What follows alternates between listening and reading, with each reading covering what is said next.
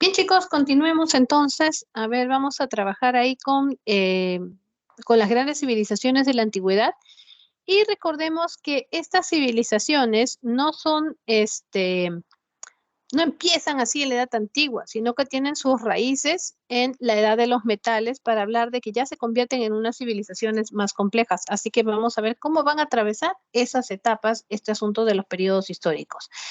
A ver, empecemos entonces por Mesopotamia. Vamos a ver la zona geográfica específica, ¿no? Hoy en día esta zona de acá, que esta es la Anatolia, vamos a ubicarnos mejor a ver en un mapa, probablemente que hay uno más general para que podamos entender mejor la situación. Vamos a ver si hay otra diapositiva que nos permita tener un mapa un poco más grande. Creo que no, aquí no han puesto un mapa más grande, ¿no? Lo ideal hubiera sido eso, pero bueno, vamos a ubicarnos, vamos a ver dónde. Ya. A ver, esta parte, ¿no? Que ya no aparece acá, sería África, ¿no? Enorme África, la zona de Egipto, estaríamos señalando por aquí hacia la izquierda. Esta zona es el norte de la península arábiga. Toda esta zona se conoce como Mesopotamia porque va a estar escoltada por dos ríos muy importantes que van a ser, como se ve acá, el río Éufrates y el río Tigris. Esta región que se desarrolla entre ríos se le ha denominado Mesopotamia porque eso es justamente lo que significa la palabra Mesopotamia, tierra entre ríos. Actualmente tendríamos acá la zona de Irak, ¿no? Ampliamente esta zona de Irán y esta zona de acá arriba de Siria, incluso parte de Turquía, ¿no? Como vemos toda esta zona.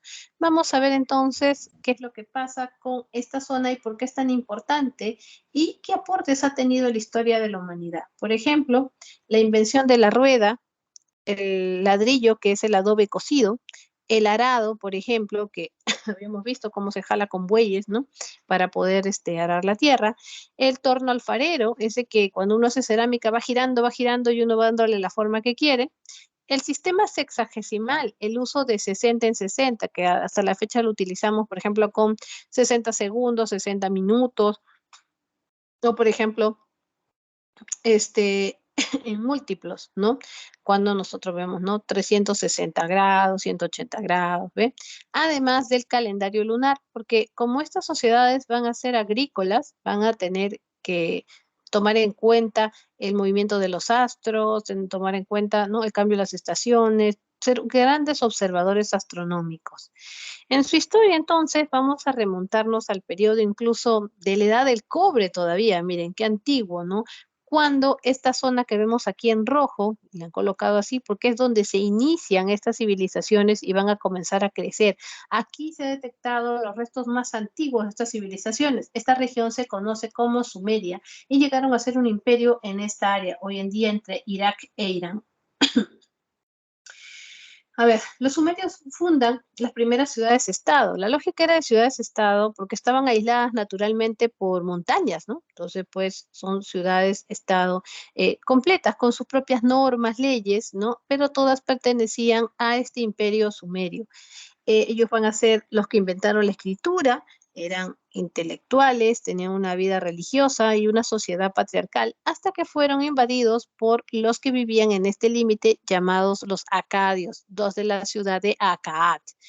Y estos acadios eran mucho más rudos, eran violentos, eran militares, pero se van a dar cuenta que muchos de los avances que tenían los sumerios les interesan y por eso los acadios terminan adoptando muchos de los usos culturales de sus conquistados, que serían los sumerios. Y ellos son los que popularizan, por ejemplo, la escritura cuneiforme, ¿no? Entonces, por eso es que este primer periodo de los sumerios y luego el de los acadios se ha denominado el primer periodo histórico de Mesopotamia, que se denomina el Súmero-Acadio, y que la dominancia de esta zona sur va a estar entre el año aproximadamente 3800 al 2150 a.C., o sea, entre la edad del cobre y la edad del bronce. Estos acadios destacan uno de sus reyes más importantes, la figura de Sargón. Sargón I, que es el que unifica todo esto bajo el poder de los acadios y por eso es que este periodo termina siendo súmero-acadio. Hasta que se van a empoderar quienes aquí, los del Éufrates. Habíamos mencionado que estos dos ríos eran dos ríos gemelos, se podría decir así, que tenían cursos digamos, paralelos, pero que atravesaban dos regiones geográficas muy diferentes. El Éufrates era un río que venía bajando por zonas más planas, era navegable por trechos y permitía zonas agrícolas muy amplias. Y los que se establecen en el Éufrates van a ser los caldeos, que fundan su capital, que va a ser, ¿cómo se llama? Babilonia o Babel. Mientras que los del Tigris venían su río venía bajando por zonas más rocosas, no era navegable, era zonas de alturas, acá se podía hacer ganadería, pero no agricultura a gran escala, y eran muy fieros porque la vida era muy difícil, muy ruda. ¿Quiénes eran? Los asirios, los que van a ubicarse en las márgenes del Tigris y fundar la ciudad de Nínive, que va a ser su capital. Entonces, los del Éufrates y los del Tigris, o sea, los caldeos y los asirios se van a odiar. Vamos a ver cómo van a alternar el poder cuando se lo arrebatan unos a otros en sus periodos históricos. Tenemos, primero llegan a ser imperio los caldeos, se llama primer imperio babilónico, porque la ciudad de Babel o Babilonia va a ser la capital, está ubicada por esta zona sur. El primero de sus gobernantes, uno de los, mejor dicho, de los más importantes, va a ser la figura de Hammurabi. Hammurabi va a ser un gran legislador, hizo grandes obras arquitectónicas como el canal de agua, el canal de Hammurabi, pero más se le recuerda por su código llamado el Código de Hammurabi, que va a darle un toque divino, como que le fue entregado por los dioses para poder solucionar el problema de la venganza de la sangre. Ahí la gente se mataba, alguien mataba a tu padre, tú tenías que vengar la muerte de tu padre, y si esa persona había tenido hijos, también lo querían vengar a él y te mataban a ti, y era una cosa de no parar. Entonces, por eso es que él impone el asunto del código de Hammurabi en unas tablas de piedra que va a colocar a la entrada de cada pueblo para que la gente sepa cuál era el castigo que le correspondía a cada crimen y así se corten esas cadenas de venganzas. Era un código muy rudo, basado en la ley del talión, ojo por ojo y diente por diente, compensar en daño de la misma dimensión que había sido causado. Pero ¿qué les pasó a los caldeos, a los babilonios? Bueno, los invadieron los hititas. Los hititas venían de esta zona del sur de la Anatolia, lo que es Turquía, y ellos ya conocían el hierro. También estaban los casitas que venían por una zona bastante similar y se metieron con armas de hierro y los caldeos no pudieron contra ellos y por eso quienes van a tomar el control van a ser los del Tigris, que como saben eran mejores militares. Entonces los asirios van a tomar el control desde 1350 hasta el año 623 a.C. Entonces, los asirios eran famosos por su crueldad. Eran grandes militares, eran muy crueles. Ellos llegaban a un poblado cuando querían expandirse porque van a ser grandes expansionistas y lo que hacían era colocar sus lanzas en la entrada de cada pueblo para empalar cabezas y ganaba aquel soldado que empalaba más cabezas de la gente. Así, eran brutales, la gente les tenía miedo y lograron expandirse gracias a esa idea y esa monstruosidad de sus actos que la gente ya dejaba los pueblos abandonados, ya que los conquisten total, querían salvar su vida. Entonces, eran militares, eran expansionistas, eran muy crueles, y dentro de sus gobernantes va a destacar la figura de Asurbanipal, que es el que logra, así, con esos métodos tan rudos, la máxima expansión de lo que es Mesopotamia, pero bajo esta hegemonía asiria. Incluso logra meterse en lo que es el norte de Egipto y logran dominar estos asirios por mucho tiempo. Y uno de sus aportes más importantes es que es justamente Asurbanipal, que crea la primera biblioteca que se tiene registro de la historia de la humanidad, y lo que hacía era que cuando se metía a invadir los pueblos, pedía que se rescataran las tablillas de arcilla o todo aquello que estuviera escrito, porque él quería tenerlo en la biblioteca para poder conocer mejor a los enemigos. Ese era su plan maquiavélico. Pero los asirios también se relajaron y vamos a ver qué ocurrió. Cómo es que los caldeos vuelven pues a tomar el poder. Vamos a ver acá la siguiente diapositiva, en lo que vamos a ver el imperio babilónico. ¿Ya? Otra vez, segundo imperio babilónico, otra vez imponen los caldeos, pero esta vez van a tener un gobierno muy breve, entre el 623 y el 539 a.C. Vamos a ver qué les pasó, por qué va a ser tan breve. A ver, Aquí destaca su rey Nabucodonosor II. Él era un obsesionado con la construcción, era un obsesionado con la arquitectura y sobre todo porque como que estaba un poco le tenía envidia a los egipcios, porque como ya desde el periodo de los asirios habían logrado expandirse lo que era Mesopotamia hacia el norte de Egipto, les había fascinado el tamaño de las pirámides, de las esculturas que tenían y ellos pensaban, porque no dominaban aspectos culturales de los egipcios, que todo eso eran representaciones de sus dioses y que las pirámides eran templos, cosa que sabemos que no es así, eran en realidad tumbas, ¿no?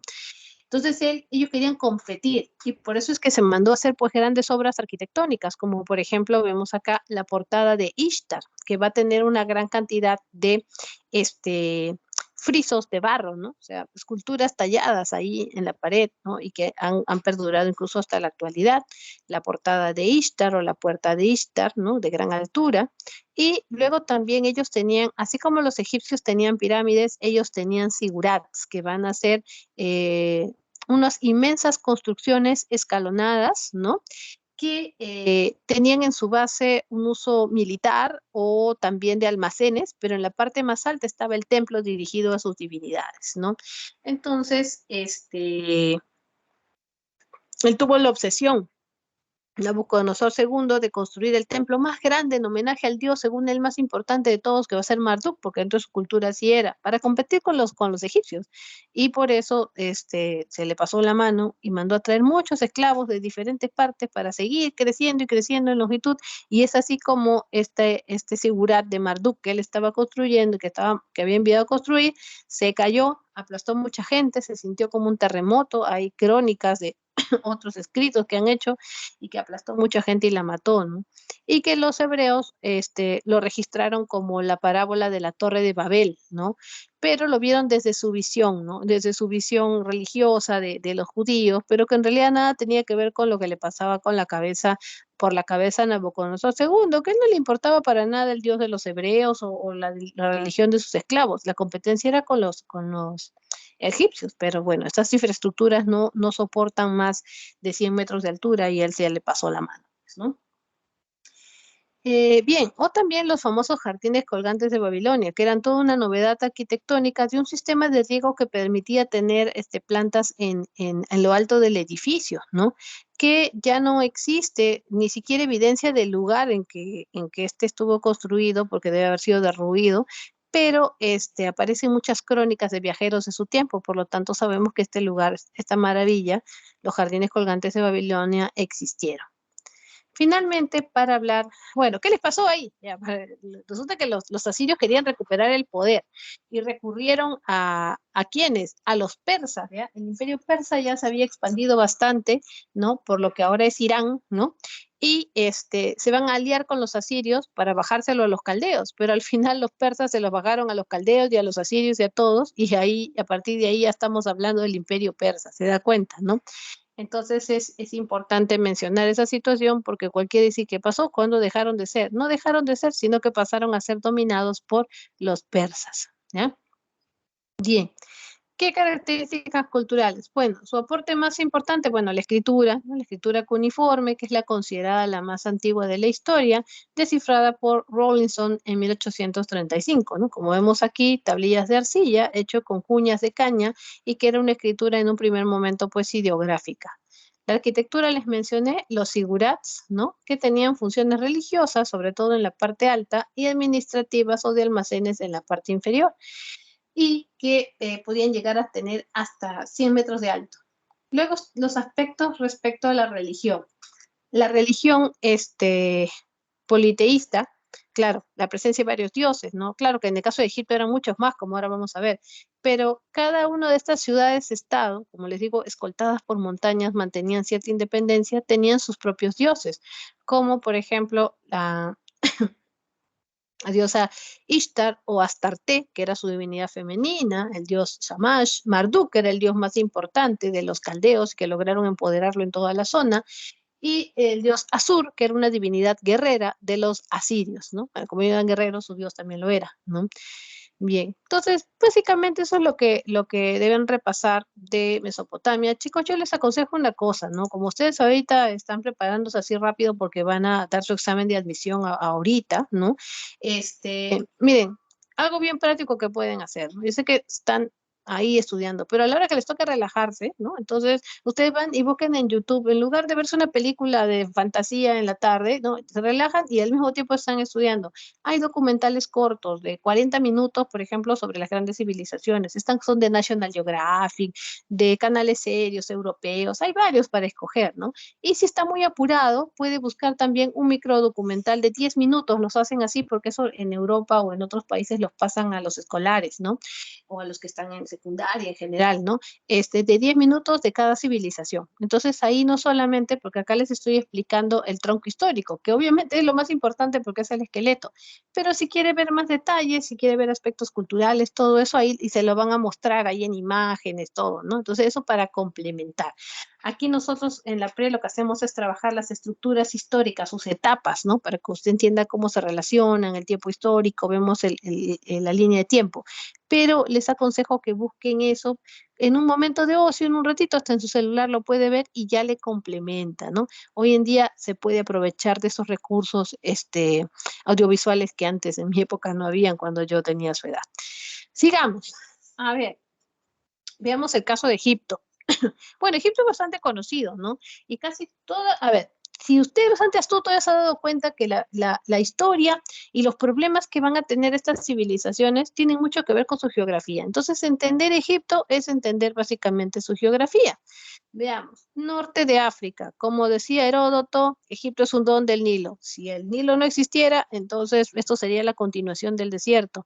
Este es un señor río, es lo que se pensaba que era el río más caudaloso del mundo, ¿ya? Hoy en día es el segundo después del río Amazonas, pero es el más caudaloso y es completamente navegable. Eso es una gran ventaja porque va a brindar una unificación a los pueblos de Egipto que van a estar básicamente asentados en las márgenes de este caudaloso río. ¿Qué tenemos entonces para entender el río Nilo? Si entendemos el río Nilo, entendemos incluso cómo es que el territorio se va a proteger, cuáles son sus zonas más poderosas, entendamos su geografía. El río Nilo, Egipto en general, es como un tobogán, le explico, así es su territorio. Si nosotros pues estuviéramos parados en el sur, estaríamos subidos en la punta del tobogán, vamos a decir así, ¿no? En la parte más alta. Y luego empieza una bajada, porque el territorio es así, una pendiente inclinada hasta la caída que sería en la desembocadura del Mediterráneo.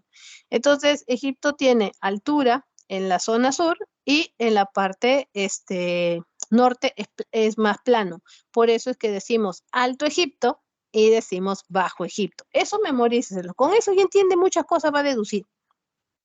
El Alto Egipto nace con bueno, el río Nilo, que es el que va a demarcar su funcionalidad, del rebalse de dos grandes lagos que están en el África Negra, y son dos ríos dos lagos que se rebalsan de tal manera que bajan en un solo brazo y que van a recibir algunos afluentes en su camino hasta poder atravesar todo el territorio hasta la desembocadura del Mediterráneo.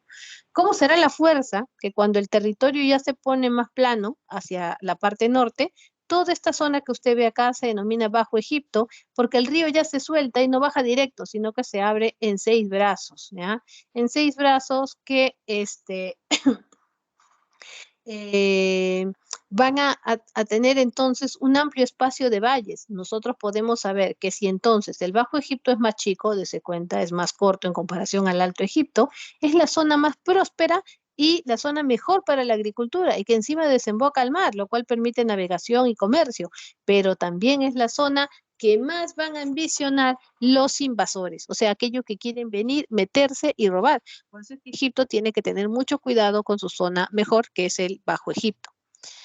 A ver, veamos más sobre los egipcios. Bueno, ellos inventaron el calendario solar, establecieron los 365 días del año que se usan hasta la actualidad, la numeración decimal, 10, 20, 30, centenas también, 100, 200, 300 y los millares. El cálculo del numeral pi, ¿no? Que también sirve, ¿no? Para la arquitectura y tiene muchas utilidades. Y la especialización médica que lograron los egipcios, ¿no? Y a través de información que se ha logrado descifrar de los múltiples papiros que han dejado. Los ciclos del Nilo, ahora sí, claro, si el río es tan importante, tenemos que ver cuáles son los meses de su crecida y todo lo respecto a este río en particular. Resulta que el río, ¿no? Tiene una crecida muy fuerte de los meses de junio a octubre. En un principio esto asustaba mucho a la gente que vivía en los alrededores porque venía arrasando y rebalsaba, porque justo estaban en época de lluvias en el África Negra y esto causaba el rebalse. Pero en esa época entonces, eh, lo que van a hacer es esperar que llegue la bajada del río, porque cuando bajaba, dejaba todas las riberas llenas de un espeso barro que se conoce como légamo o limo, que tenía muchos nutrientes para la siembra y esto permitía una excelente agricultura. Entonces se sembraba justo en esa época, entre octubre y febrero, y se cosechaba de marzo a junio y era excelente porque ya quedaba el río abonado y luego había que tener cuidado porque venía la crecida. Entonces esa es la lógica que va a manejar la vida de los egipcios. El Nilo va a manejar su existencia y la gente vivía básicamente en las ciudades, todo el mundo intercomunicado con el río Nilo, porque la gente se subía en embarcación y podía llegar hasta el final, es un río navegable. Vamos a estudiar entonces sus periodos históricos, ¿no? Hay un primer momento cuando este, en realidad, pues desde los asentamientos en el Neolítico, vamos a decir, y luego durante la edad del cobre incluso, ¿no? Que eran pequeños nomos, ¿no? Que van a ser pueblos aislados, bueno, unificados por el río Nilo en los alrededores, en las márgenes, y con sus pequeñas autoridades, sus autoridades locales que van a ser los nomarcas, ¿no? Estos de los nomos, ¿no? Hasta que eh, van a buscar cómo unificarse todos los pueblos, pero lo van a hacer por la fuerza. Y algunos de estos nomarcas se habían vuelto más poderosos que otros, pero ya existía una división natural, ¿no? Los nomos que quedaban en el Alto Egipto y los nomos que quedaban en el Bajo Egipto. Entonces se van a desatar una serie de guerras por lograr un poder unificado y es ahí donde destaca un guerrero gobernante del Alto Egipto que se empoderó en toda esa zona y que se va a llamar Menes, o también lo conocen con el nombre de Narmer, y que él es el que logra derrotar a los del Bajo Egipto y logra unificarlos bajo la hegemonía del Alto Egipto. Por eso va a establecer la capital en la zona media del Alto Egipto que se va a denominar Tinis. Entonces, por eso este primer periodo histórico ya unificado se va a llamar periodo arcaico tinita, en donde vamos a ver a este primer faraón unificando el Alto y Bajo Egipto bajo un solo dominio y se convierte por eso en el primer faraón. Y la capital, como les mencioné, va a ser la ciudad de Tinis en el Alto Egipto. Pero ya se puede imaginar que los del Bajo Egipto no se iban a dar por vencidos, así que después de varias guerras logran arrebatarles el poder a los del Alto Egipto y esta vez van a dirigir el poder desde la ciudad de Memphis. Memphis, que va a estar justo en la entrada de la delta del Nilo, que es como se le va a llamar a toda esta zona del Bajo Egipto, ¿ya? Es así. A ver, una alumna que ha levantado la mano, si gusta puede hablar, puede participar. Mis disculpe, ¿podría volver a explicar en el mapa cuál es el Bajo y el Alto Egipto? Ya, ok. A ver. El, el Alto Egipto es la zona sur, todo lo que estoy acá señalando, ¿ya? O sea, a partir, se puede ver, ¿no? Sí, si estoy señalando ahí, ya, muy bien. Todo lo que es esta zona donde se ve el río que está como una serpiente, ¿no? Todo esto es el Alto Egipto, todo eso porque es una zona alta, habíamos mencionado que era como un tobogán. Entonces, si usted está parada aquí, está parada en la parte alta del tobogán y va bajando, va bajando, va bajando, y justo aquí donde se va a dividir en estas ramas, ¿no? Es donde es el Bajo Egipto, porque aquí es mucho más plano y también por eso el río ya no baja de frente con fuerza, ¿no? Sino que tiene el ancho para poder desembocar en varios brazos. Entonces, el Bajo Egipto solamente es esta zona de aquí arriba, hacia el norte, la que está directamente con el Mediterráneo, mientras que el resto se conoce, la mayor parte del territorio, como el Alto Egipto, y ellos van a rivalizar constantemente, ¿ya? Entonces, por eso estábamos viendo, ¿no? De que la zona en realidad más próspera, la zona que va a ser la más rica, va a ser el Bajo Egipto. Y es la zona que más tienen que cuidar porque acá se querían meter todos los invasores, porque además está cerca del mar y por ahí desembarcaban los invasores, ¿no? Entonces había que tener mucho cuidado con esta zona. Pero, como les digo, también van a rivalizar los del Alto y los del Bajo Egipto, ¿no? Los del Alto Egipto son los del sur y los del Bajo Egipto son los del norte. ¿Por qué? Porque van a querer quitarse el poder político. ¿Mm? A ver, alguien más levantó la mano, creo, si quiere participar, normal. Cuando se cambió la capital de Tinis a Memphis, ¿también cambió el faraón o sigue siendo el mismo? No, por supuesto, cambió de faraón porque además, pues con el pasar del tiempo van a ver muchos más faraones, ¿no? Mira, imagínense que Egipto, y buena pregunta porque para que se haga una idea, son 3.000 años de historia que se pasan en ese ritmo de intercambiando el poder entre el Alto y el Bajo Egipto, y en 3.000 años de historia hay aproximadamente 33 dinastías de faraones, y cada dinastía es una familia, o sea, en cada dinastía pueden haber 5 o 10 o 15 faraones, ¿se da cuenta? Entonces, en esta primera etapa, ¿no? Ya, quienes logran unificar Alto y Bajo Egipto van a ser los del Alto Egipto. Entonces, obviamente, el faraón dice, ah, ya, pues la capital en mi zona, o sea, en el Alto Egipto se llama Tinis, en este periodo arcaico o tinita. Y sus hijos de sus hijos seguían siendo faraones, hasta que, como seguían en guerras con los del Bajo Egipto decían, ¿por qué nos van a gobernar los del Alto Egipto, no? Entonces, vamos a imponernos. Y en tanta guerra les lograron quitar el poder, pero el poder de todo. Entonces dijeron, ah, la capital en nuestra zona, pues, ¿dónde? En la entrada del Bajo Egipto, ¿no? ¿Dónde? Memphis. Y obviamente cambian de dinastía, pues ya es otra familia la que toma el poder. Este periodo llamado Menfítico o Imperio Antiguo, lo van a llamar así, en donde los del Bajo Egipto tienen el poder, va a caracterizarse por un amplio desarrollo arquitectónico monumental. Las pirámides, ¿no?, más antiguas halladas son justamente un complejo de pirámides en donde vamos a ver estas tres que son las que son súper turísticas hoy en día, además de la Esfinge, que corresponden a la dinastía 4. O sea, vean qué antigua, ¿no? Si la más antigua es la 1, entonces si me de 33, estas pirámides corresponden a faraones y son tumbas reales de faraones de la dinastía 4, que pertenecen a este periodo imperio antiguo o menfítico, donde vamos a ver estas pirámides Keops, Kefren y Miserinos, y que tienen la altura dependiendo de la grandeza de las obras o cómo era recordado cada uno de estos faraones. Y también, ¿no?, la esfinge, se cree que es muy probablemente el busto del faraón Kefren, aunque se sabe que ha sido modificado con el tiempo, pero bueno, es un detalle que no le van a preguntar. El asunto es que las pirámides más antiguas se hallan en pie hasta el día de hoy van a estar aquí en la zona de Memphis. Pero eso sí, Egipto está salpicada de pirámides, hay por todas partes, pero estas son varias y están bien conservadas y son las más antiguas. Bien, entonces, ¿qué pasó? Bueno, de nuevo, ¿no? Otra vez bronca y les quitan el poder. ¿Quiénes? Los del Alto Egipto otra vez. Y los del Alto Egipto ahora deciden establecer su capital en Tebas, que también estaba a mitad del Alto Egipto, ¿no? Ah, ya, le quitan el poder y van a comenzar a crecer en, ¿cómo se llama? En espacio geográfico con nuevas conquistas, una expansión entonces hacia la zona de Nubia, en este caso hacia el sur. Este periodo se llama Imperio Medio o Tebano, porque la capital va a ser la ciudad de Tebas, que como les digo estaba en el Alto Egipto, porque el Alto Egipto recuperó el poder de nuevo.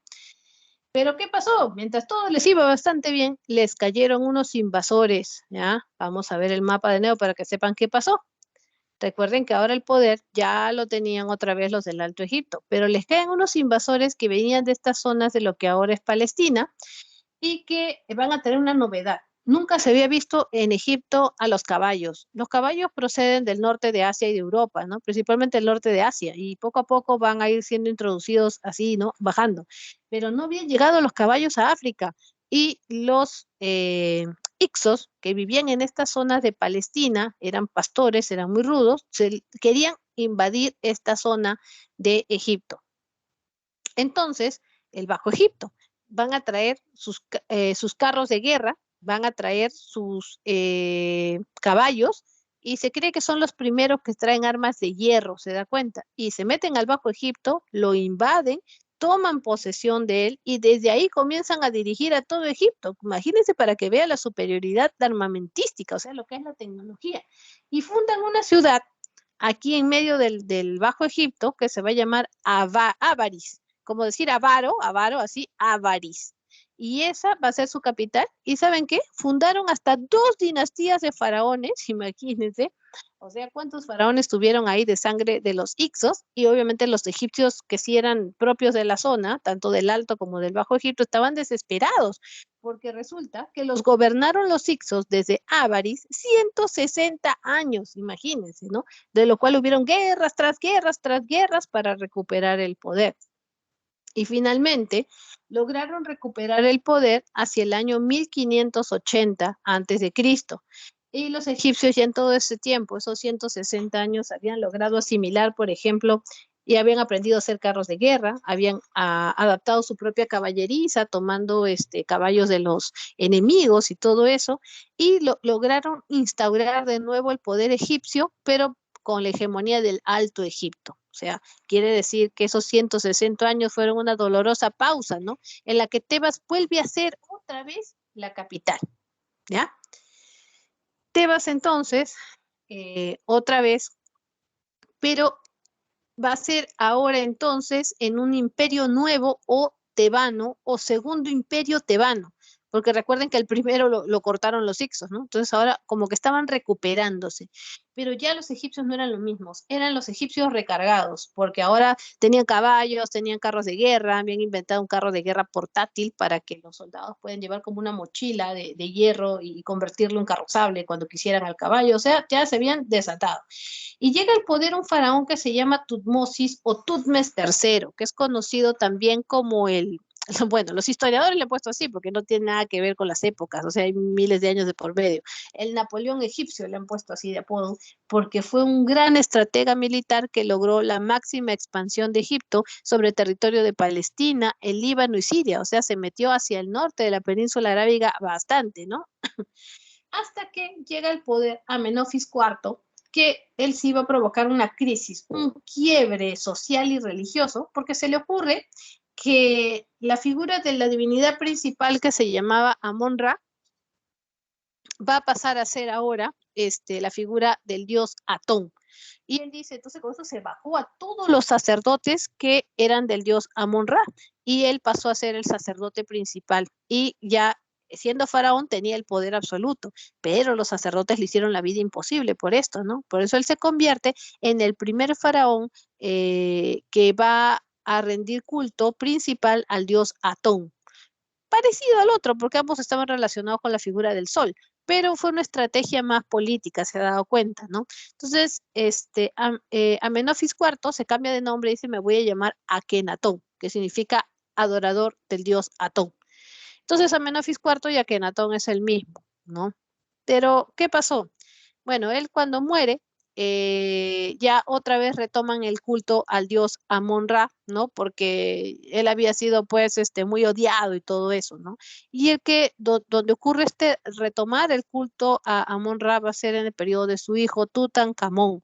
Tutankamón murió muy joven, tenía defectos genéticos, hoy en día sabemos, y esto pasaba porque los egipcios se reproducían entre miembros de su propia familia. El asunto del incesto era muy grave, pero solamente entre, entre el faraón y su familia, o sea, en la clase política que tenía el poder, entre la monarquía, no entre el pueblo.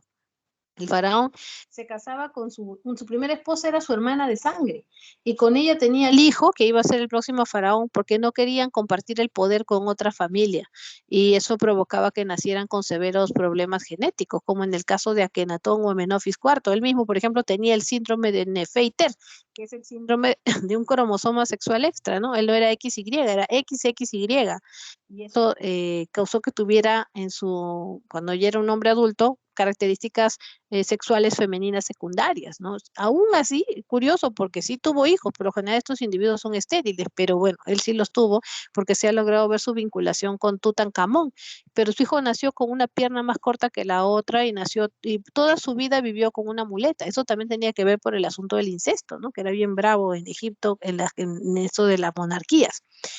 El asunto es que en Tutankamón es el sarcófago más intacto que se ha encontrado, ¿no? Eso que se ve pues como una cara, ¿no? Toda perfilada de metal. Esa es el sarcófago intacto de Tutankamón, el hijo de Amenofis IV. Hasta que con el pasar del tiempo, vamos a encontrar que durante el gobierno del faraón Seti I, se produce la invasión de otro grupo de lo que ahora es Turquía, los hititas. Los hititas dominaban el hierro, pero habían mejorado mucho la tecnología y traían carros de guerra tirados por 2 caballos, eran mucho más, o sea, su tecnología era superior. Y se tuvieron que enfrentar a Seti I y su hijo, que era muy joven, Ramsés II. Y Ramsés, bueno, a la muerte de su papá, que fue ahí nomás, él siendo casi un adolescente, lo nombra faraón y es el que más tiempo, ¿no? Ramsés II llegó a ser 60 años faraón, el más longevo de los faraones, o sea que estuvo en el poder tanto tiempo. Y él es el que firma el Tratado de Kadesh, ¿ya? Él firma con los hititas, o sea, en las guerras que tiene durante 17 años, ¿sabes? De que era chibolo con su papá y todo eso estuvieron luchando hasta que Ramsés II por fin logra derrotarlos en Kadesh, una zona al norte de Egipto, y les obliga a firmar un tratado, el tratado más antiguo que se tiene en memoria, ¿no? Que se tiene registro, donde ya se comprometen a no seguir invadiendo y son derrotados, ¿no? El Tratado de Kadesh. Y Ramsés se convierte en un héroe nacional, le hacen tremendas esculturas, todo porque él los había salvado de los hititas y todavía quedaba en la memoria de la oralidad y lo que decía la gente y los registros escritos en jeroglíficos, lo que había pasado con los Ixos y que podría haberse repetido con los hititas, pero Ramsés lo evitó. Entonces por eso se hizo muy, muy popular. Ahora, luego ya viene una etapa de Egipto muy triste porque ya se descontrolan. Recuerden que con esto de la edad del hierro, los pueblos cada vez estaban más empoderados y van a sufrir una serie de invasiones, ¿ya? Lo que va a ser lo que vamos a conocer como la época tardía o baja, que ahí se ha unido en esta etapa tardía o baja, que va de 712 al 332 antes de Cristo, una serie de invasiones. Primero se meten los persas, luego los invaden los griegos, cuando el Imperio Macedónico crece, y luego los romanos, ¿no? Que ya definitivamente hacia el año 29 antes de Cristo ya los romanos los convierten en un granero y la historia independiente o con ciertas libertades culturales que se había tenido incluso tras la invasión de los persas y de los griegos, ahora la cosa con los romanos se ponía terrible y por eso hablamos del fin de Egipto en la Edad Antigua hacia el año 29 antes de Cristo, ¿no? Entonces, pues una civilización de 3000 años, ¿no? Vamos a ver brevemente sus características culturales. La escritura. Bueno, ya sabemos, ¿no? La escritura jeroglífica, que era una escritura ideográfica, porque representaba cada dibujo una idea, que con el tiempo se simplificó a una escritura hierática, que era la que se utilizaba particularmente en los documentos oficiales, y finalmente la escritura demótica, que el pueblo adaptó una simplificación aún más sencilla, ¿no? Para poder escribir y llevar a cabo su contabilidad, sus registros escritos.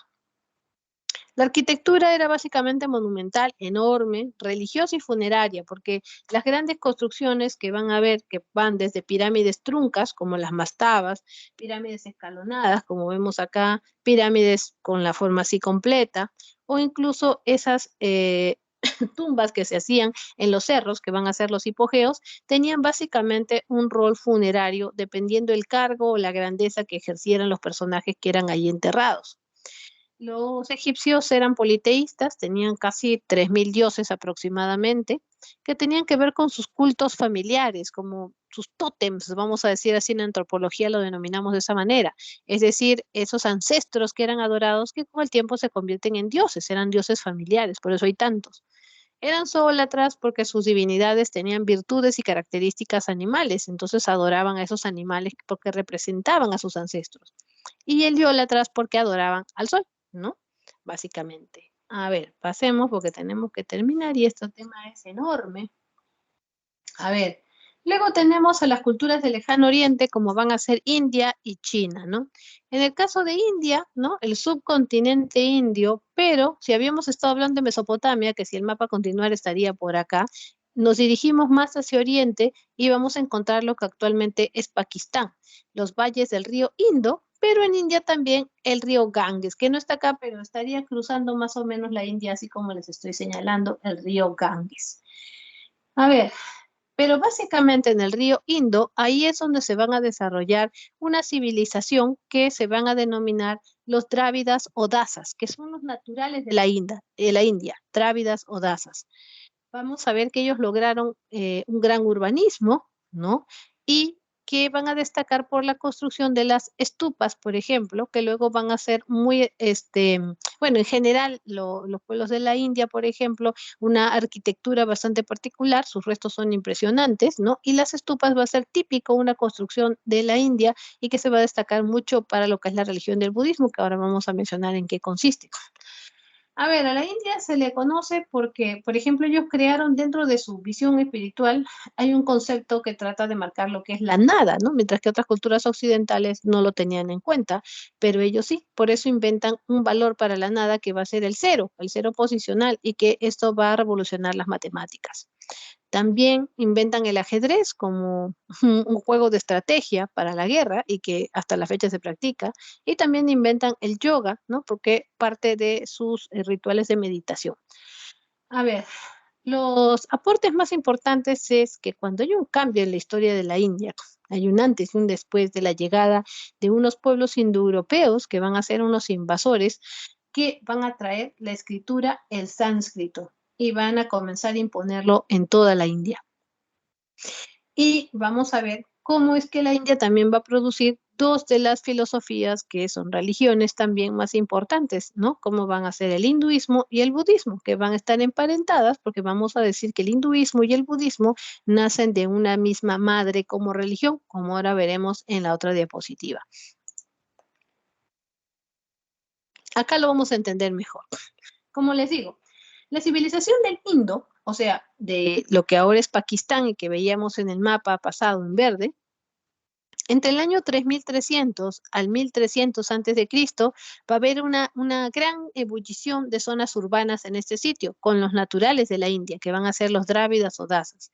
Pero ¿qué ocurre en la Edad del Hierro? Nótese, la Edad del Hierro. Entre el 1300 al 800 antes de Cristo, se van a venir a meter unos invasores terribles y muchos, con características físicas similares a los griegos. Eran pueblos indoeuropeos que venían de zonas altas en el tránsito de Europa y Asia y que querían mejores sitios. Y como el Valle del Indo era próspero, ahí se metieron, derrotaron a los drávidas y los fueron empujando que se fueran replegando hacia el sur de la India, y ellos se adueñaron de todo eso. Ahí entonces ellos van a imponer su cultura, su lengua sánscrita, van a utilizar los Vedas, que eran sus libros donde estaban todos sus aspectos culturales. Entonces hay un cambio, despojan de sus tierras a los naturales y ellos van a tomar posesión. Y imponen su religión, que va a ser el brahmanismo. El brahmanismo va a ser una religión muy cruel que impone un sistema de castas, una sociedad dividida en clases sociales que son, según ellas, sagradas, y nadie puede romper ese orden, porque según su religión, ellos dicen que su dios Brahma, pues se llama religión brahmánica, había sido descuartizado por sus enemigos y que de su cabeza salieron los brahmanes o sacerdotes, o sea, la clase más alta con todos los privilegios. De sus brazos salieron los kshatriyas, donde están la nobleza, y los militares, y que también tienen privilegios. Y luego ya estaban los que no tienen privilegios, los que nacieron de las piernas de Brahma, que van a ser los vaisyas o vaisillas, que son la gente del pueblo, los comerciantes, los que trabajan y no tienen privilegios. Y luego está la clase social que salió, según ellos, de los pies y de las vísceras de Brahma, que van a ser los sudras, y que son considerados siervos o esclavos y que son los que peor parte llevan en esta sociedad clasista que estamos mencionando. Y que si alguien se atrevía a romper este orden según ellos sagrados, o sea, alguien reclamaba algún privilegio, se casaba con un miembro de otra casta o quería hacer un oficio que no le correspondiera a su casta, era considerado un impuro, un intocable, un dalit o un paria. Estos nombres son todos sinónimos para ellos.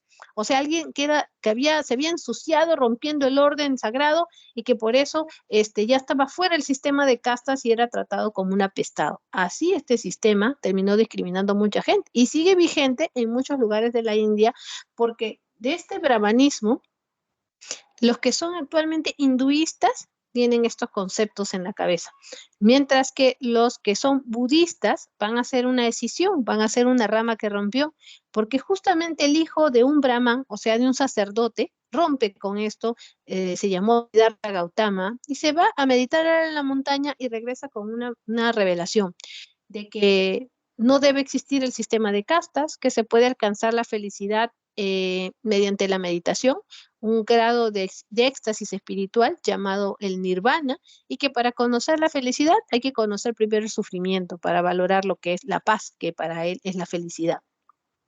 Todo un reformador filosófico, pero que fue perseguido, pero que hoy en día es pues Buda, ¿no? O sea, el iluminado, Siddhartha Gautama, quien inaugura esta rama llamada el budismo. Entonces, el budismo y el hinduismo nacen en la India, pero el budismo va a tener más éxito en Asia, ¿no? Lo que es China, Japón, Tailandia, ¿no? Zonas del sudeste asiático. Hasta que llega un periodo en la India donde van a buscar su primera unificación. Esta va a ser la figura de un líder llamado Chandragupta Maurya, que a punta de sable logra unificar la India, ¿no? Y va a ser su descendiente, el príncipe Ashok o Ashoka, quien logra la máxima expansión, o sea, de la India unificada, y se convierte luego al budismo arrepentido de sus asesinatos, y es como el budismo comienza a tener mayor representación en la India. Finalmente, para la India, una etapa de gran apogeo económico, comercial y de contacto cultural con Grecia va a ser el Imperio Gupta. Es aquí donde van a tener un mayor contacto con Occidente. Finalmente vamos a hablar de los chinos. China también tiene una historia ligada a los ríos. La mayoría de estas civilizaciones son fluviales, o sea, están ligadas a la presencia de ríos para sobrevivir. Tenemos la presencia de dos ríos en China, el río Yangtze-Kiang y el río Huanghe. Estos ríos, conocidos como el río Azul y el río Amarillo, van a ser el origen en esta zona que estoy señalando, ¿no?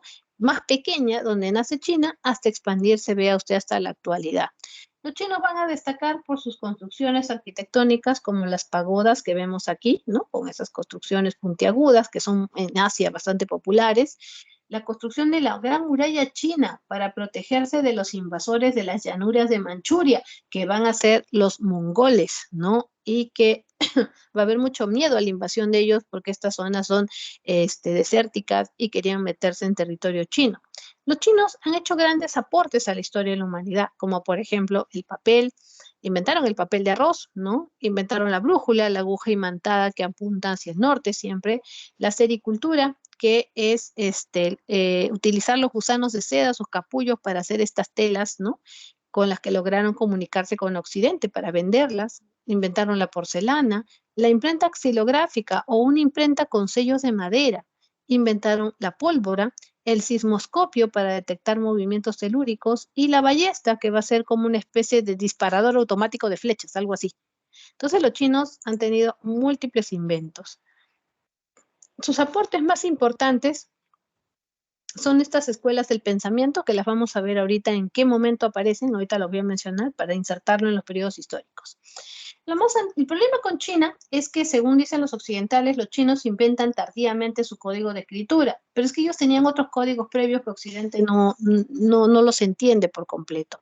Entonces, cuando hablamos de la historia de China, nos basamos más en la oralidad, y por eso se habla de dinastías, o sea, familias que estuvieron en el poder y lo que se recuerda que ocurrió en esos periodos.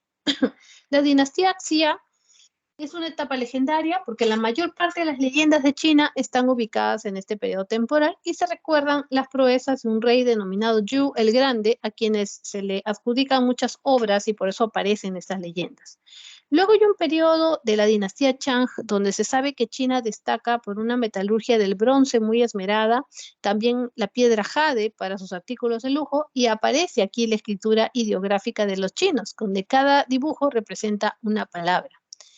Hasta que llega una época de grandes guerras que se conoce como el periodo de los reinos combatientes. Los pueblos del este y el oeste entran en guerras, es el periodo de la dinastía Zhou. En este periodo aparecen dos escuelas de pensamiento, dos reformadores religiosos que no se conocieron, pero que van a ser similares sus maneras de pensar. Primero el taoísmo de Lao Tse, ¿no? Un hombre que se retiró al campo a meditar y llegó a la conclusión que, utilizando el símbolo místico del yin y el yang, ese que es mitad negro, mitad blanco, con una bolita de un color opuesto en cada lado, ya, decía, así como el yin y el yang, nadie es bueno ni malo por completo, pero uno debe transitar por esa línea media, que es el camino de la moderación. o sea, la doctrina del Tao. Y decía que el ser humano debe ganar la guerra contra uno mismo primero antes de enfrentarse a otros, porque así uno aprende a vencer sus propias pasiones y sus propias debilidades y logra ser la mente la que domina el cuerpo. Esa es la guerra que debemos ganar. Por eso él decía, conócete a ti mismo, ¿no? Y no seas esclavo de tus pasiones. Esa es la doctrina del Tao, caminar por el camino de la perfección. Luego aparecería Confucio, Confucian, fundando el confucianismo. Es también una filosofía de corte moral que plantea qué cosa? Reformar la moral en la política, en la sociedad y a través de la educación para que la gente actúe con mayor moralidad y que luego se convierta en parte de la base de la administración china, los libros que deja como evidencia de este pensamiento. A ver, finalmente, la dinastía Qin vendría después con un rey llamado Shi Huangdi, que es el que va a unificar China y es el que implanta el mandarín como lengua franca y es el que manda a construir la Gran Muralla China. Cuando él muere, le construyen la famosa tumba de los guerreros de terracota, que es la tumba más suntuosa encontrada en Asia. Y luego viene la dinastía Han, que es la época en que los chinos logran expandir su comercio gracias a la invención de la seda y la van a comerciar mucho en Occidente, sobre todo con los romanos, ¿no? Y ahí comienza el mundo a interactuar mucho más en este aspecto comercial en el siglo I de nuestra era. Bien, entonces este es un resumen muy largo, ¿no? Un resumen mejor hecho corto al revés, ¿no? De todo estas primeras etapas. Y acá les dejo esta línea de tiempo, les recomiendo que sí le hagan una captura, porque así les puede ayudar a entender cómo se dan en paralelo, ¿no? Estos hechos, ¿no? Para entender cuál es la, la sincronía de estos hechos. Bien, chicos, ahí en el chat les voy a dejar ahorita las alternativas, porque en este curso que la explicación es larga y queda corto el tiempo, es autoevaluación. Les pongo entonces las alternativas y me despido hasta la otra semana.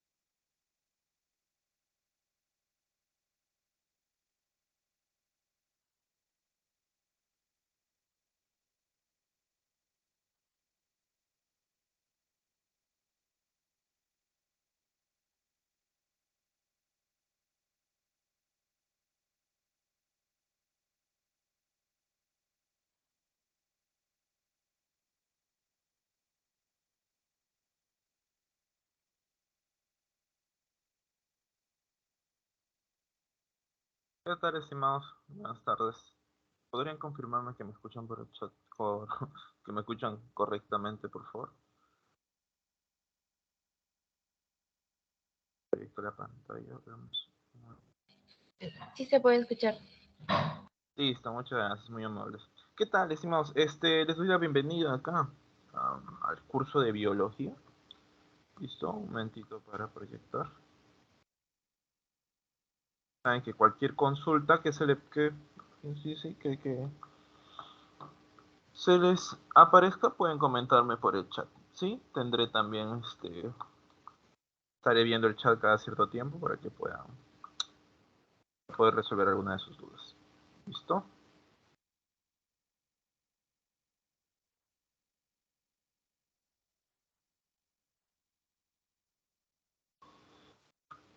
¿Qué tal? Listo, Víctor, ¿qué tal? Buenas tardes. Johan, buenas tardes. ¿Qué tal, Josué? ¿Qué tal, Luz? Buenas tardes. Listo, estimados. Biología, semana 1. ¿Listo? Vamos a tener, en este caso, diferentes temas introductorios un poco con respecto a diferentes temáticas que engloban la biología, pero lógicamente vamos a iniciar desde la definición, ¿no? Más que todo partiendo desde la etimología, ¿no? Y cómo las palabras fueron construidas, más que todo en base al latín, para considerar que bio es vida, logos tratado, y de forma resumida, tratado o estudio de la vida, ¿no? ¿Listo? Pero ¿quién fue el que acuña el término biología? ¿Quién fue el primero que utiliza? Pues Jean-Baptiste de Monnet, ¿no? O el que plantea justo, ¿no? El lamarckismo, ¿no? Jean-Baptiste de Lamarck también, ¿no? Que es un naturalista francés. Profe, ¿qué es un naturalista? Es que no es como hoy en día, pues, por ejemplo, yo soy biólogo, yo soy de la carrera de genética y biotecnología, pero ustedes saben que también hay parte de otras carreras como microbiología y parasitología también, por todas las ciencias biológicas por sí, pero hay diferentes, bioquímica, en este caso, por ejemplo, bioquímicos, biofísicos, bioinformáticos o bioinformatas, ¿listo? Biólogos moleculares, ¿qué más podemos encontrar? Biólogos celulares, etcétera, etcétera, etcétera. Es que hoy en día, lógicamente, los diferentes ámbitos de la biología han expandido demasiado y profundizado los temas. Para esas épocas, lógicamente, una persona que tenía mucho interés por estudiar la naturaleza, ya sea desde diferentes enfoques físicos, químicos o biológicos, pues se consideraba como un naturalista. Por eso es que ustedes van a ver en algunos la biografía de algunas, justo de algunos naturalistas que, por ejemplo, se consideran hoy en día como ecólogos, y a la par eran qué cosa, geólogos, y por otro lado también que botánicos, ¿no? Ahí viene la cuestión. Jean-Baptiste de Monnet, entonces, es el primero que utiliza el término biología, ¿no? ¿Y cómo lo define bajo la traducción? Biología comprende todo lo que se relaciona con los cuerpos vivientes y particularmente su organización, su desarrollo y su composición. ¿Listo? Entonces vamos con los dominios de la biología. Vamos a iniciar con la bioquímica. Ustedes ya están llevando también parte de algunos cursos también, ¿verdad? ¿No? Como física, química.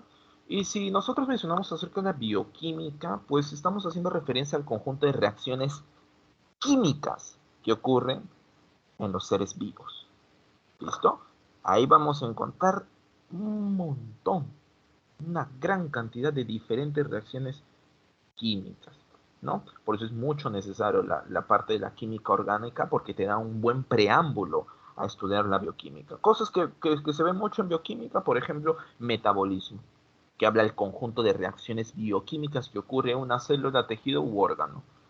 ¿Listo? También la bioenergética, ¿no? No solamente es el hecho de estudiar qué enzimas participan, qué reactivos participan, qué cofactores, qué productos se forman, sino también cuestiones de si el proceso es endergónico, si es exergónico, ¿no? Si la energía libre de Gibbs, o sea, la energía libre, la bioenergética, porque muchos procesos biológicos que ocurren se basan en la transducción energética, es decir, en la conversión de energía de una naturaleza a otra. Y lo vamos a ver cómo es que se convierte energía luminosa en energía química, cómo se convierte energía luminosa en energía eléctrica, cómo se convierte energía potencial en energía cinética, o quizás energía, en este caso de por sí, calórica.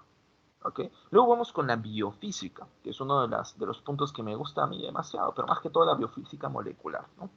La biofísica, ciertos principios y metodologías de la física se han ampliado al estudio de la biología, ¿no? Conocida como biofísica. Puedes hacerlo a nivel macroscópico o microscópico, ¿no? A macroscópico, pues estarías aplicando diferentes, más que todo las leyes y pues diferentes teoremas que derivan lógicamente de las leyes newtonianas, ¿no? Pero por otro lado, un poco quizás vamos a tener la aplicación de la física moderna, ¿no? a ciertos aspectos biofísicos, ¿no? Ya que muchas de las reacciones bioquímicas, para poder ser entendidas, el modelo newtoniano no nos ayuda, no nos ayuda. ¿Listo? Vamos ahora con la biología celular, que en este caso viene a comprenderse al estudio de las células, ¿no? Lógicamente, no solamente la célula en cuanto a su composición, es decir, si está constituido de qué organela, sino también en cuanto a su función, su desarrollo, su diferenciación, su especialización. Ejemplos: composición, saber qué función tiene el citoesqueleto, cuáles son los organelas que caracterizan una determinada célula, cuál es la diferencia entre una célula procariota y una célula eucariota, cómo es que una célula comienza a proliferarse, lógicamente por división celular, cómo es que se diferencia, se especializa en otras, etcétera, etcétera, etcétera. Listo. Luego tenemos histología, en la cual ya estamos observando un nivel de organización mayor, ¿no? Es el estudio de qué, vamos acá, de los tejidos, ¿no? Estudio de los tejidos. Profe, ¿los tejidos qué son? ¿Grupos de células? Sí, te puedo decir que es un grupo de células, pero tienen un poquito de más características. Esto lo vamos a ver más que todo cuando llevamos histología animal y vegetal, ¿no? Paleontología, en este caso, es estudiar parte de la historia de la vida, pero utilizando restos fósiles. ¿Ok? Utilizando restos fósiles. Por otro lado, vamos a tener... ¿Pero para qué estudio los restos fósiles? Más adelante vamos a ver un término denominado como evolución biológica, en la cual es una característica de los seres vivos que hay una tendencia al cambio de los rasgos, ya sean fisiológicos, morfológicos, es decir, de forma y función. ¿Ok? Pero ¿cómo es que se puede estudiar esa transición? Pues estudiando los restos fósiles. Ahí yo te pregunto, ¿has encontrado un resto fósil por ejemplo, de una vaca? ¿De un caballo? No te estoy hablando del esqueleto, de por sí, eso quizás se puede observar pues 5 años. Yo te estoy hablando de un resto fósil. No, no vas a encontrar. ¿Y por qué crees? ¿Cuál puede explicar eso? Desde hace miles de años, cientos, miles de años. Lógicamente, en este caso, ciertos cambios morfológicos y fisiológicos que se acumularon con el paso del tiempo. ¿Por qué crees que un resto fósil, no encuentras ningún animal actual de un resto fósil? ¿Sí o no? Ahí nos vamos dando cuenta. Luego vamos con la taxonomía, que la taxonomía se encarga de nombramiento y clasificación de los seres vivos. Clarito, tú, por ejemplo, desde donde tú estés sentado. Supongamos que quizás puedes abrir la ventana. Imagínate si es que hay plantas, ¿no? Ves cuántas plantas hay. Imagina las diferentes aves. Imagínate donde estás sentado, cuántas bacterias hay. Imagínate cuántos tipos de bacterias hay en tu cuerpo. Mírate la mano y dime cuántos tipos de bacterias crees que hay. Hay cientos de tipos, hay cientos de especies. En el aire igual. ¿Listo? Ahora, ¿te imaginas tratar de nombrar a todas esas? Lógicamente hay un dominio de la biología que se encarga de ello. Pero no solamente el hecho de nombrarlas, sino también clasificarlas. Inicialmente uno de los parámetros que se utilizaban para la clasificación era agruparlos mediante semejanzas morfológicas, pero con el paso del tiempo se dieron cuenta que no realmente la morfología, las similitudes físicas indican una mejor agrupación, sino lo que te indica mejor, o sea, una forma de mejor agrupar a los diferentes seres vivos es su evolución, sus relaciones de evolución. ¿Listo? Pero no quiero que vueles, eso se llama filogenia, ¿no? Pero no quiero que vueles. Vamos con ecología, que en este caso se considera que, mira, hay algo que yo siempre les digo a los muchachos cuando empiezan a estudiar biología, y estudien también física y química porque muchos, gran parte, lógicamente se deriva del uso tanto de la química y la física para poder explicar fenómenos biológicos. ¿Por qué? Porque todas las cosas se basan en interacciones. ¿Listo? Ahora, en la biología, ¿qué también sucedió? Que no solamente se vio la necesidad no solo de estudiar a los organismos por sí mismos, sino también cómo es que interactúan con el medio ambiente. ¿Listo? Considera a un ser vivo como una máquina, como un sistema, como un sistema. Lógicamente hay cosas que entran y cosas que salen. Estas cosas que entran y cosas que salen puede ser materia o puede ser energía. ¿Listo? En este caso, la ecología, ¿qué va a estudiar? Va a estudiar la interacción de seres vivos con otros seres vivos y la interacción de seres vivos con el medio ambiente. ¿Listo? ¿Cómo así, profe? Dime, las plantas, ¿cómo es que logran captar agua? Por su interacción, ¿verdad? A nivel del suelo con las raíces. ¿Cómo logran captar gases? Gracias a unos orificios que se encuentran en sus hojas, denominadas como estomas. ¿Listo? Vamos ahora con la etología, que viene a ser dominada la biología destinada al estudio del comportamiento. ¿Ok? Vamos con la genética, que estudia qué cosa, los patrones de qué, de herencia, ¿no? Cuando dices, profe, ¿por qué por ejemplo, mi papá tiene color de ojos azul y mi mamá tiene color de ojos negros y yo tengo color de ojos marrones? Y ahora, y mi abuelo tiene color de ojos azul y mi abuela tiene color de ojos negros. ¿Hay alguna forma que algo describa ese patrón de herencia de esos rasgos, de esos caracteres? Claro, pero ojo, los diferentes caracteres pueden tener patrones de herencia distintos. Pero ¿quiénes estudian? ¿Qué dominio estudia todos esos patrones? La genética.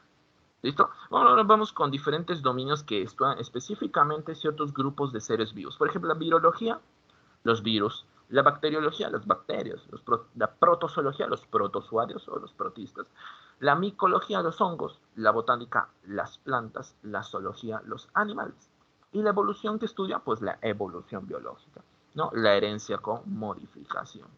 ¿Listo? La biotecnología, que estudia pues realizar, en este caso, es el uso, la aplicación de los diferentes conocimientos biológicos para solucionar un problema. ¿Listo? La biotecnología. Aquí vamos a encontrar, por ejemplo, la ingeniería genética, ¿no? En la cual se modifica a nivel del material genético, ¿listo? Para producir por ejemplo, ciertas proteínas con algún beneficio, ¿no? Por ejemplo, yo te comento, mi tesis, por ejemplo, de maestría, por ejemplo, trata de que en un inicio era, por ejemplo, en el veneno de serpiente. Yo trabajo con veneno de serpiente, varias veces te voy a dar un ejemplo acerca de serpientes, en la cual el veneno posee unas toxinas que logra degradar los trombos. Y no sé si tú has escuchado las enfermedades trombóticas, como tromboembolismo pulmonar, por ejemplo, ¿no?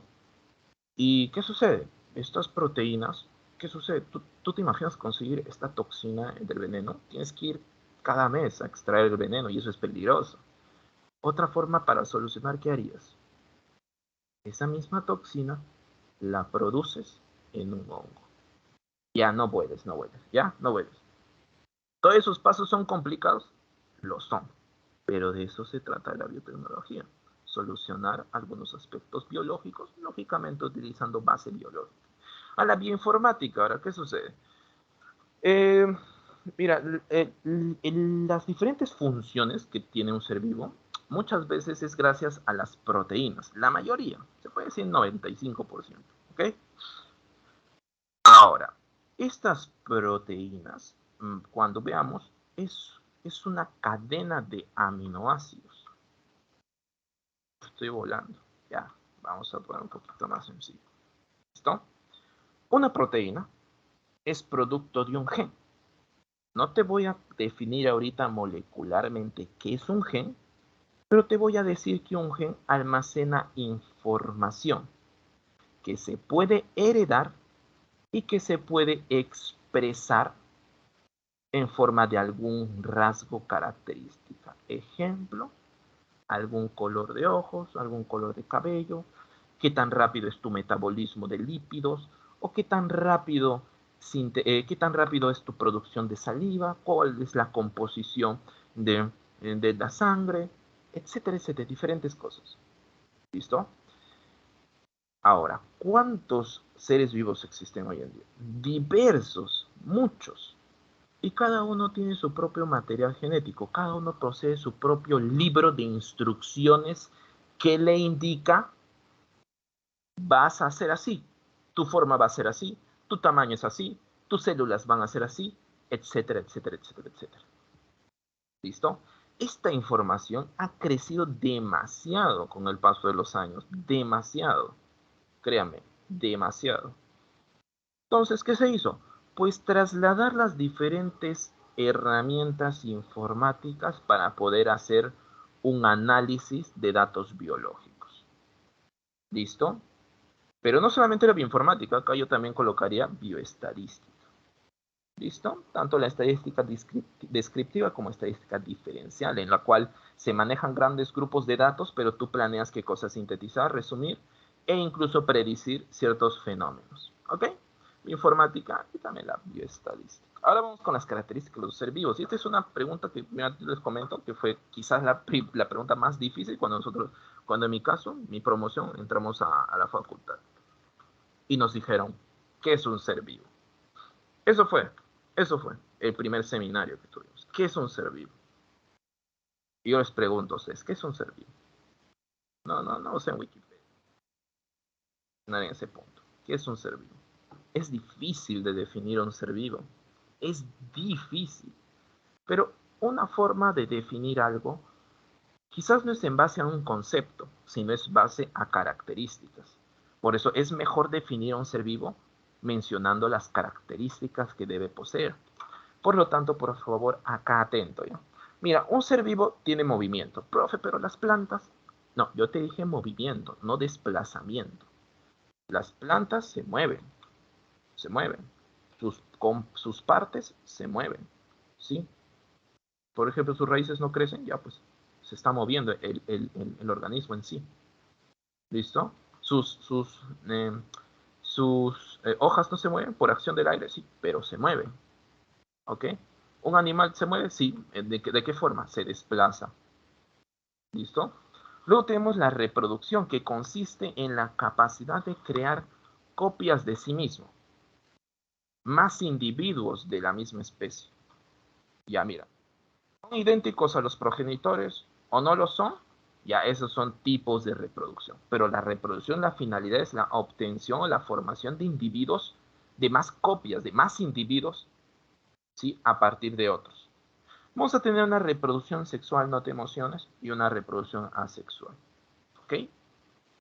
Aquí, ¿qué nos dice? Mira, profe, mira, acá dice que la reproducción sexual promueve la variabilidad genética, en cambio la sexual no. Sí, es que en la reproducción asexual, una diferencia es que en la reproducción asexual no participan gametos, es decir, no participan células sexuales, en nuestro caso como espermatozoides y óvulo. Específicamente ovocitos secundarios. Pero no te me marees, eso lo vamos a ver un poquito más adelante. ¿Ok? Pero, ¿qué sucede acá?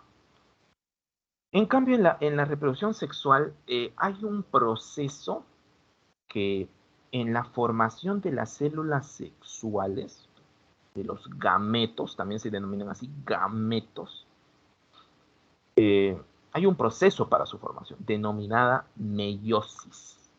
Meiosis. ¿Ok?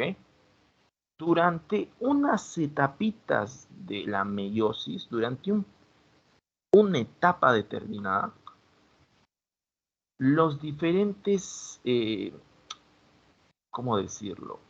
El manual de instrucción, sus cromosomas, su material genético, todas esas instrucciones, comienza a combinarse con otras instrucciones. ¿Ok?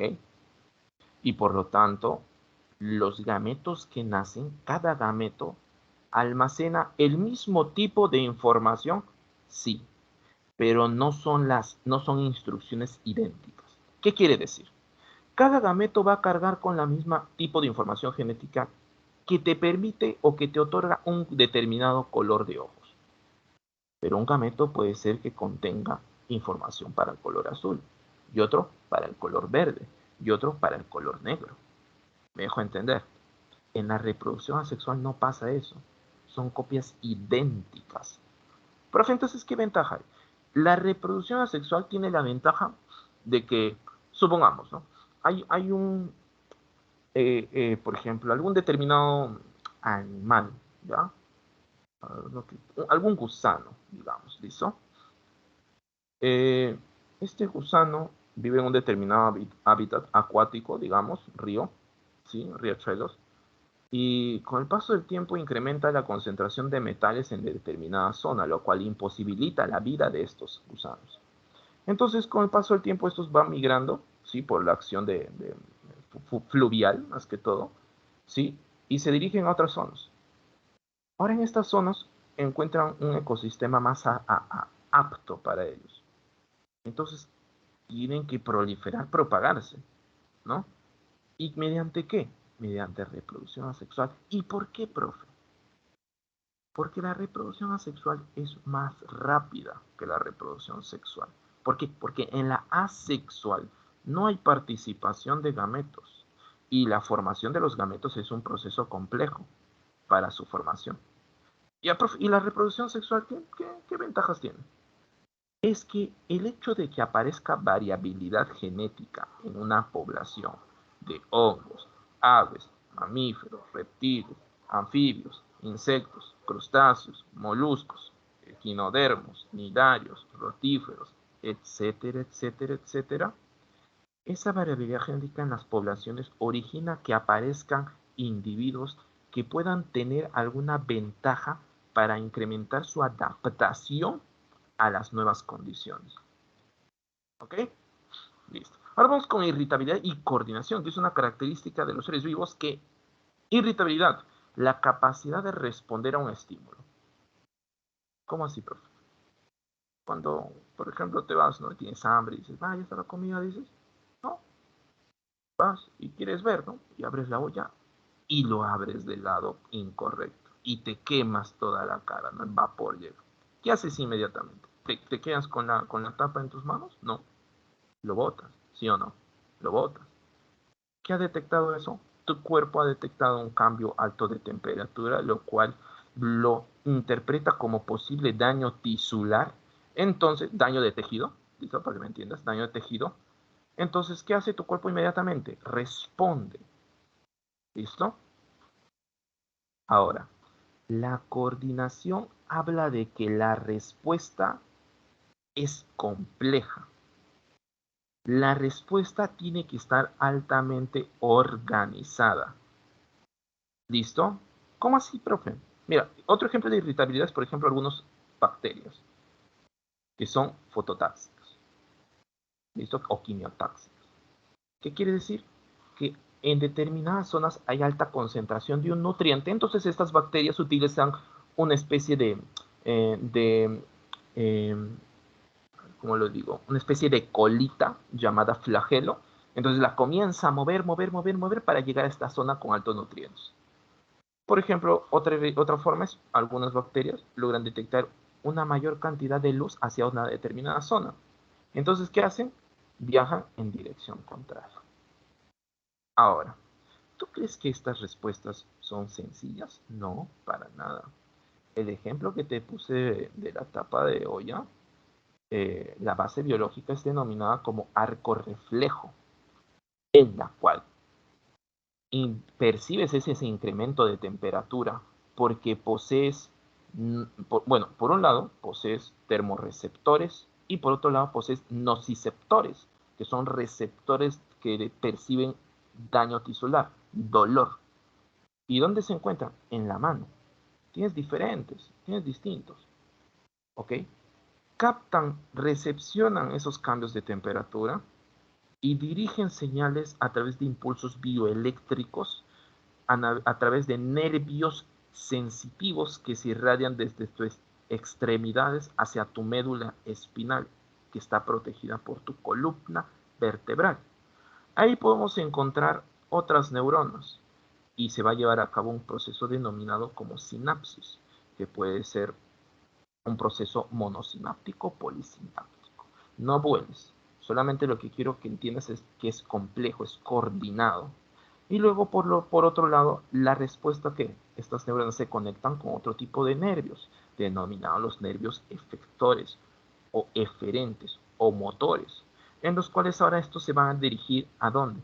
Hacia los músculos esqueléticos y van a generar su contracción para que tú retires tus manos. ¿Te estás dando cuenta? Eso es coordinación. ¿Ok? Ahora pasamos con el metabolismo, que viene a ser el conjunto de reacciones bioquímicas que ocurre en una célula, tejido u órgano. ¿Ok? ¿Listo? Pero el metabolismo puede ser de dos tipos, el anabolismo o el catabolismo. Tú ya sabes que ana, el prefijo significa de construir, y cata, destruir. ¿Listo? El anabolismo, ¿qué sucede?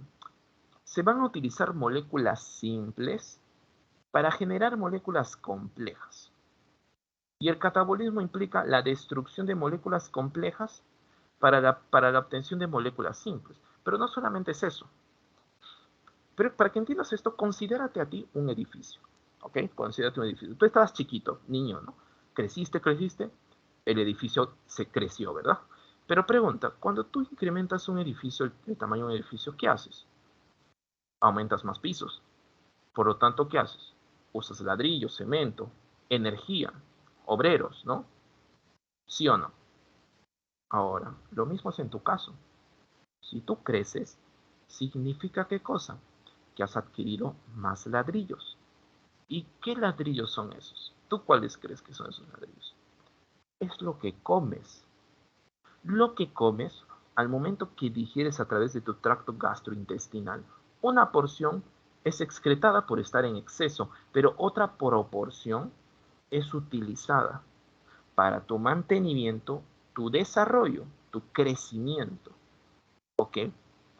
Pero mira, tú cuando, pero profe, o sea, pero yo como mi pollo a la brasa, por ejemplo. O sea, yo sé que la grasa, el pollo tiene grasa, ¿no? Proteínas, carbohidratos, pero más que todo proteínas.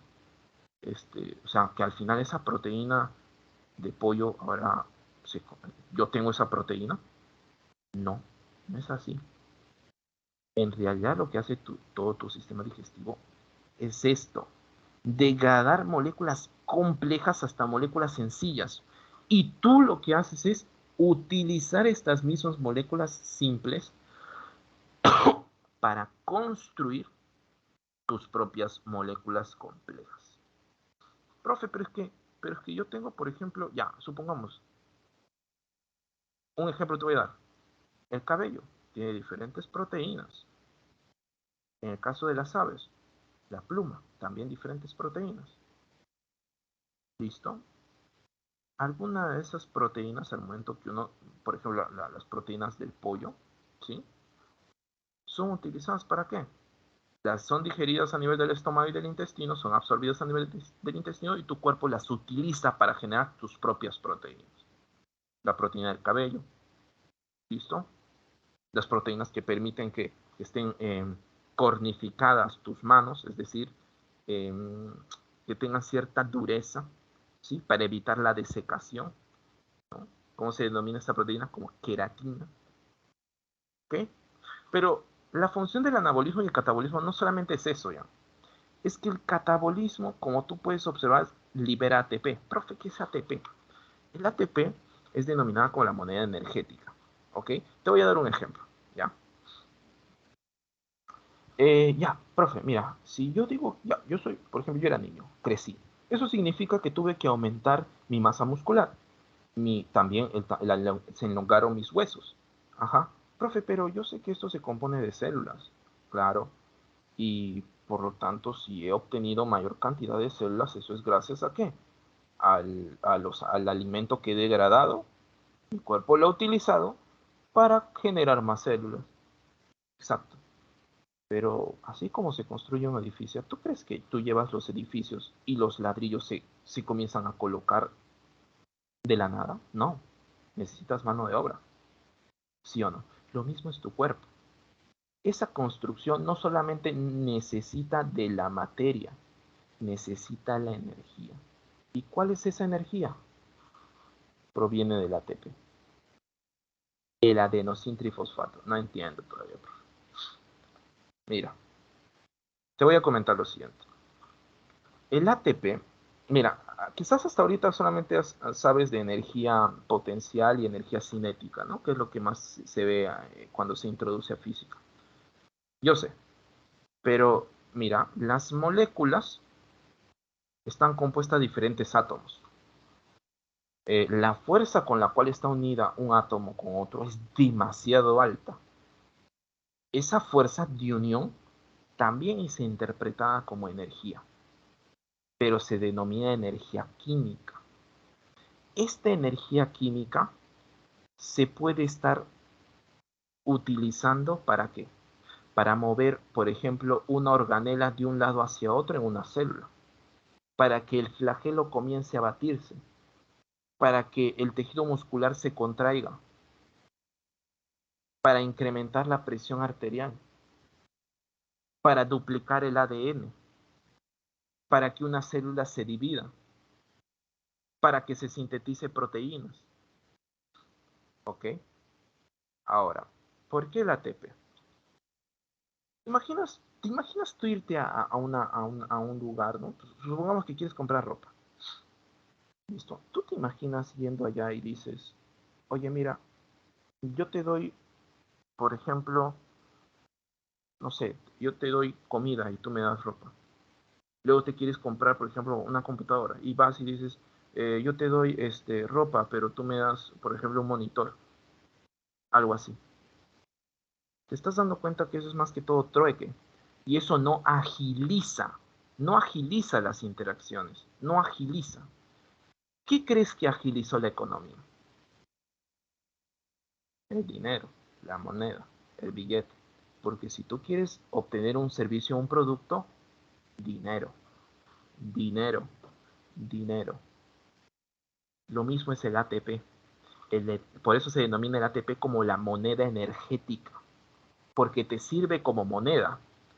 A la célula se dice a sí misma, oye, quiero producir, por ejemplo, quiero producir una proteína.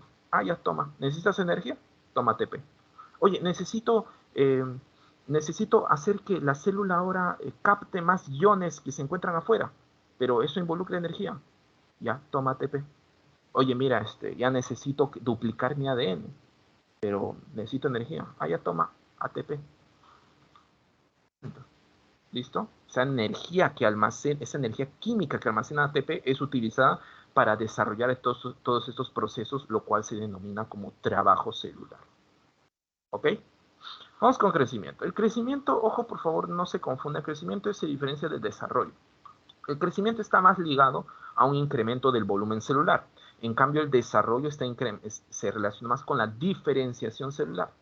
Una cosa es que una célula crezca, es decir, aumente su contenido citoplasmático, aumente la cantidad de organelas, la cantidad de proteínas, etc. Pero otra cosa es que comience a cambiar su forma o que comience a aparecer nuevas funciones o a perder ciertas funciones.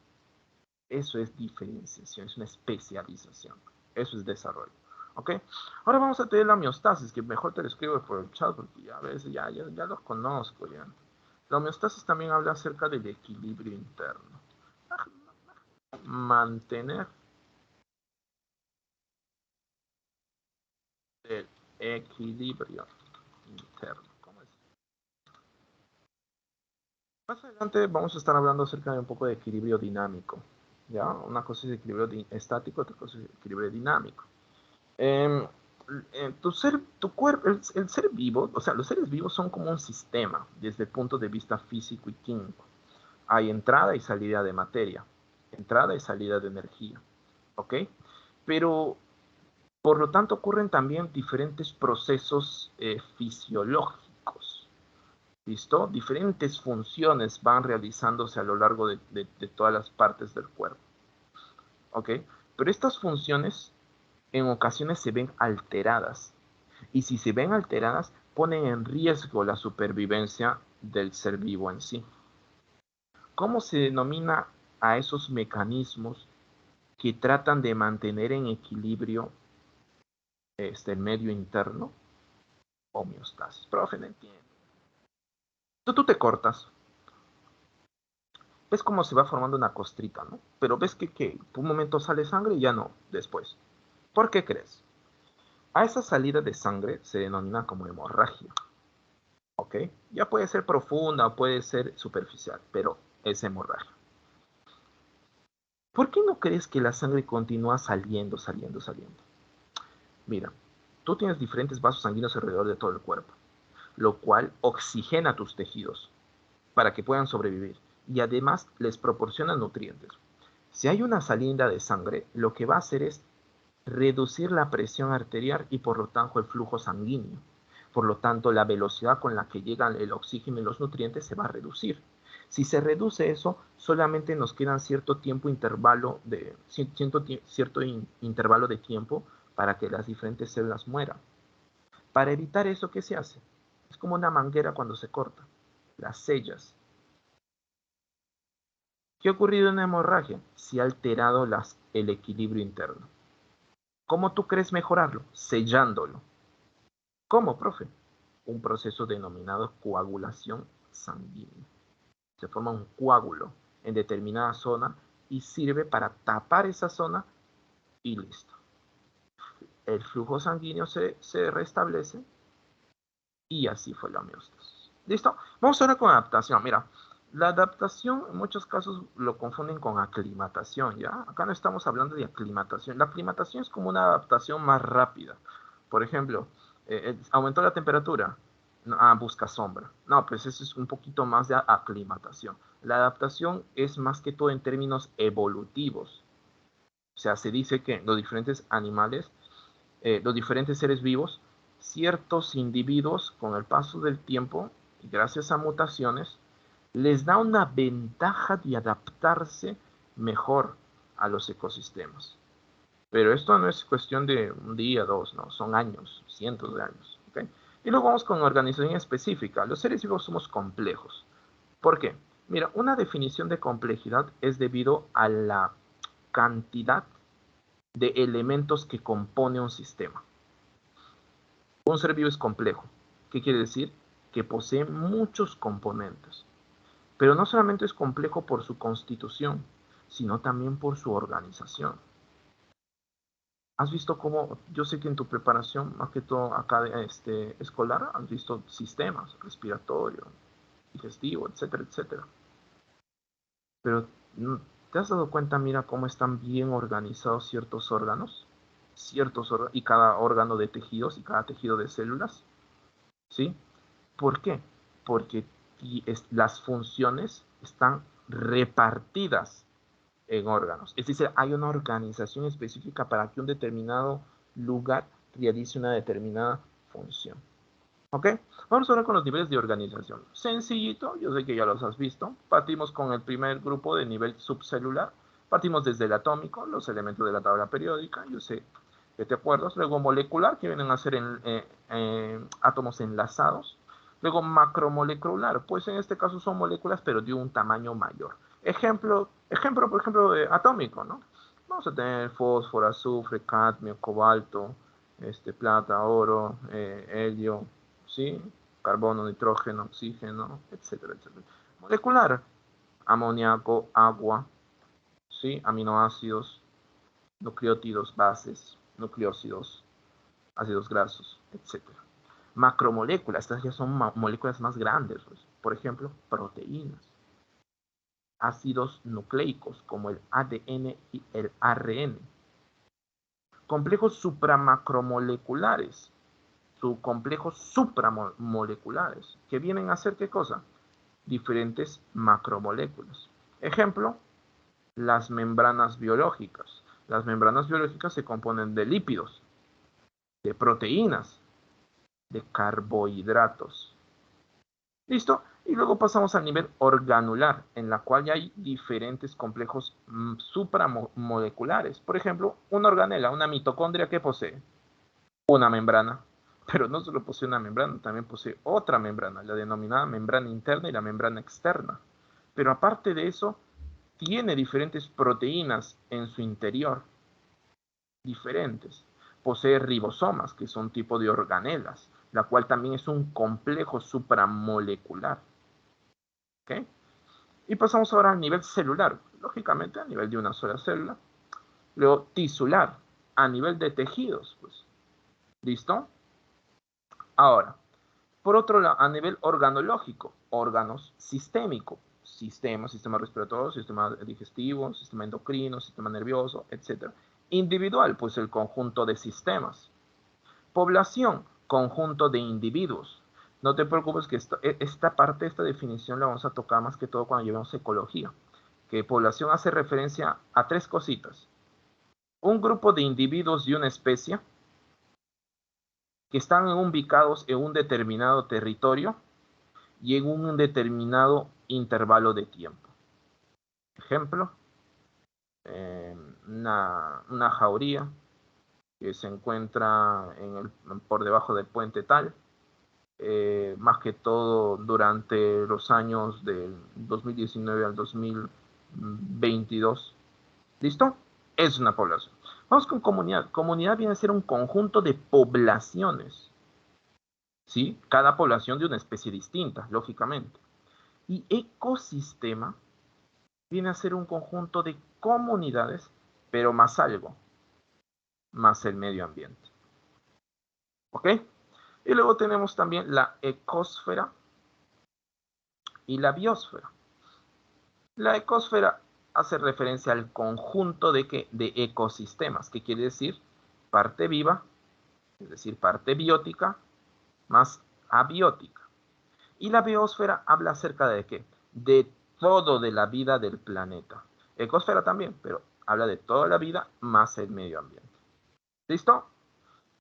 ¿Hay alguna pregunta por el chat? No. Ya no vuelvo. Listo, bacán. Vamos, la teoría ahora.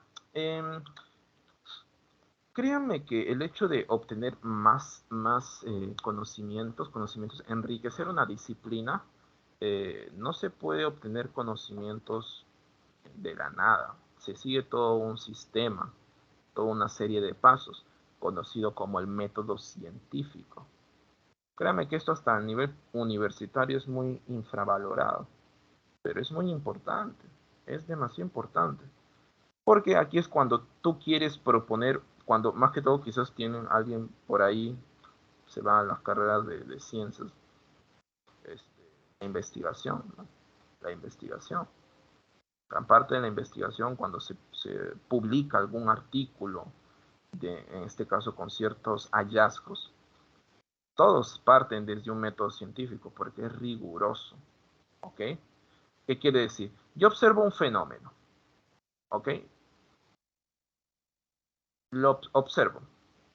Vamos a poner un ejemplo. Supongamos que a tu amigo le mordió una serpiente. El fenómeno fue la mordedura. Observas que al paso del tiempo, observas que se va formando un halo hemorrágico, como un moretón, como un eritema en la zona de la mordedura. Observas y tú dices, voy a plantear una explicación, ¿ok? Voy a proponer una respuesta, hipótesis. La respuesta es que el veneno contiene toxinas. Ah, ya, profe, a ver qué nos dice Franco. Profe, ¿la parte abiótica se puede considerar como una población? No, estimado, mira, la parte biótica es la parte viva, biótica, bios. La parte abiótica se considera la parte inerte, ¿no? Más que todo, por ejemplo, el clima, por ejemplo, las condiciones atmosféricas, ¿no? Como presión, temperatura, altitud, ¿no? También componentes hídricos, ¿no? Ríos, mares, listo, lagos cercanos, ¿sí? El tipo de suelo, etcétera, etcétera. ¿Listo? Pero es la parte inerte. ¿Listo? Continuamos. Ahora vamos con la hipótesis, ¿no? Es como que una respuesta que se propone, pero es una respuesta que no se ha comprobado. ¿Tú qué dices, no? Fenómeno. Lo mordió a mi amigo. Observé que se formó un eritema, un halo hemorrágico, ¿sí? ¿Listo? ¿Y qué propones? Que el veneno de esa serpiente tiene una toxina que produce hemorragia. Yo tengo que probarlo. Esa es mi propuesta. Experimentación. Uso un grupo de ¿qué? Por ejemplo, de roedores, de ratones, ¿ok? Y a cada uno les voy a inyectar veneno. Al primero un poquito, al segundo un poquito más, al tercero un poquito más, a otro un más todavía, y a otro grupo no le voy a poner nada. Entonces, durante el experimento observa los resultados y observas que al ratón que no le has puesto nada, no le pasó nada. Pero en cambio a los ratones que les comenzaste a colocar un poquito a mucho, comenzaron a ¿qué? Los que le colocaste más tenían cuadros severos de hemorragia. Conclusión. El veneno de las serpientes contiene una toxina que produce hemorragia. ¿Ok? Dependiendo de cuál sea el método científico y dependiendo de cuál es la pregunta que se trabaja, serían teorías y leyes. La teoría se establece para explicar un fenómeno observado, mientras que las leyes procuran describir dicho fenómeno. ¿Por qué se trabaja con roedores? Créeme que ha sido el modelo experimental durante muchos años, te podría decir. En este caso hay un cierto dilema y es en cuanto a la bioética, por ejemplo. La bioética en este caso con respecto a conjuntos o normas morales, ¿sí? Que se aplican a diferentes campos de la biología, entre esos los ensayos. Se ha tratado de, bueno, se han propuesto diferentes protocolos para poder limitar el uso de los animales. Incluso hay diferentes comités de bioética en la cual necesitas realizar el permiso, solicitar el permiso. ¿Y cuál es el permiso? ¿Qué te garantiza ese permiso? Es que tus ensayos tienen que validar el mínimo sufrimiento al animal. El mínimo. ¿Ok? Hay algunos trabajos que se pueden rechazar porque los protocolos para el sacrificio del animal no son adecuados. Pero lógicamente, como yo les dije, la bioinformática, la biología computacional, también ha facilitado a utilizar modelos predictivos. Entonces, antes de realizar quizás un ensayo a nivel in vivo, se realiza una predicción basada en software, ¿no? Como si fuera la ética utilitarista, en parte, la verdad. Ahora vamos con la composición química de la materia viva. Listo, pasamos con los bioelementos o los elementos biogénicos. ¿Por qué se dicen elementos biogénicos? Biogénicos, génesis, origen, bio, vida, que dan origen a la vida. ¿Ok? ¿Listo? Bioelementos. Vamos a tener tres tipos, ¿ya? Son aquellos elementos químicos que forman parte de los seres vivos, atendiendo a su abundancia, no importancia. Se pueden agrupar en tres categorías. Por ejemplo, los bioelementos primarios, el conocido CHON, carbono, hidrógeno, oxígeno, nitrógeno. ¿Listo? Los bioelementos secundarios. Mira, acá hay algo importante, ¿ya? Mira, como te estoy diciendo, la agrupación no es por importancia, porque al final todos son importantes, todos son esenciales. Mira, esenciales son estos primeros, pero el resto también, porque si hay una carencia, ahí es donde aparece. Si hay una escasez, ahí es donde aparecen enfermedades carenciales. O sea, por lo tanto, igual la homeostasis se ve afectada si es que no hay cantidades suficientes de los bioelementos secundarios y los oligoelementos. Pero los bioelementos secundarios, a ver, quiero ver si hay... Entonces acá mejor les comento. Los bioelementos secundarios. Vamos a tener calcio, fósforo, potasio, azufre, sodio, magnesio, cloro, hierro, ¿no? ¿Y en dónde encontramos esto? Pues en distintas partes de los seres vivos. Calcio en los huesos, formando la hidroxiapatita de calcio, por ejemplo, que le proporciona, ¿qué cosa? Rigidez a los huesos. Tus dientes, casi 95% de hidroxiapatita de calcio, por eso es que tu diente es más fuerte, más rígido que los huesos. Fósforo, lo vamos a encontrar en distintos. En los ácidos nucleicos, en el ATP, ¿listo? Luego vamos a tener potasio, el sodio, el cloro, pues también lo encontramos en el líquido intersticial, dentro de las células, y gobiernan algo que se denomina la osmorregulación, que es la regulación, en este caso, de las presiones que se ejercen desde adentro de la célula y hacia afuera. ¿Listo? Pasamos con los oligoelementos como manganeso, yodo, cobre, cobalto, zinc, flúor, molibdeno, selenio, cromo, ¿no? Uy, mira, me acuerdo todavía. Ahora, vamos a ver, por ejemplo, ¿no? El yodo, profe, ¿ustedes conocen las hormonas tiroideas? ¿Han escuchado una vez las hormonas tiroideas? La tiroxina, T3 y T4. Sus nombres en realidad son las trioyodotironina y tetrayodotironina. Estas hormonas son muy importantes cuando llevamos sistema endocrino o coordinación química. Son muy importantes porque controlan el metabolismo general. Es decir, qué tan rápido se degrada los carbohidratos, qué tan rápido se degradan los lípidos, qué tan rápido se degradan los aminoácidos, qué tan rápido se forman ciertos lípidos, etcétera, etcétera. Metabolismo, ¿ok? Ahora, estas hormonas, como el mismo nombre lo dice, trio o teta-yodotironina, es porque para su formación necesitan yodo. Ahí viene la cuestión. ¿Por qué crees que el yodo, por qué crees que la sal que se vende casera necesariamente tiene que ser sal yodada? Para evitar enfermedades carenciales en la población. ¿Listo? Eso, te das cuenta. Pasamos ahora con el siguiente, principios inmediatos inorgánicos. Vamos con las biomoléculas inorgánicas, ¿no? Vamos a tener como principal biomolécula inorgánica. Ah, no te comenté acá, ¿no? A ver, más adelante estoy comentando. Ya sí, listo. Acá hemos visto bioelementos, es decir, átomos. Ahora lo que vamos a ver acá, principios inmediatos. Vamos a encontrar los inmediatos, inorgánicos y los orgánicos. Aquí, ¿qué vamos a ver? Moléculas, es decir, átomos enlazados. ¿Ok? ¿Listo? También se denominan como biomoléculas inorgánicas. O sea, principios inmediatos o biomoléculas, pero son inorgánicas. Quizás no vas a comprender mucho esto porque todavía no has llegado a la parte de química orgánica en el curso de química, pero en química orgánica no se considera el dióxido de carbono, no se considera el agua, no se considera el amoníaco. La química orgánica, el átomo central viene a ser el carbono, ¿ok? Pero profe, ¿que el dióxido de carbono no está ahí? No, no está incluido en la química orgánica, no. Vamos a observar diferentes cosas, como aldehídos, como cetonas, éster, como alcoholes, ¿listo? Como ¿qué más? Grupos carboxilos, aminos, amidas, etcétera, etcétera, etcétera, etcétera.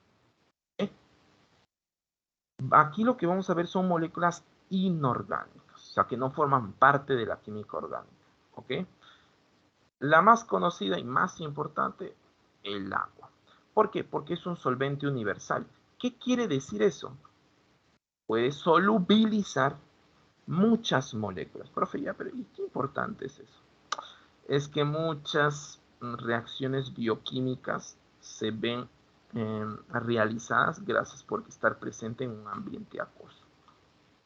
¿Ok?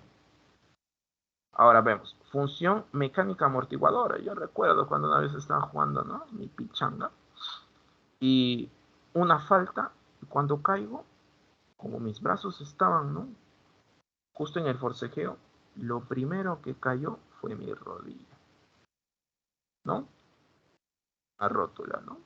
Y con el paso del tiempo, bastó 10 segundos para que no pueda ya correr.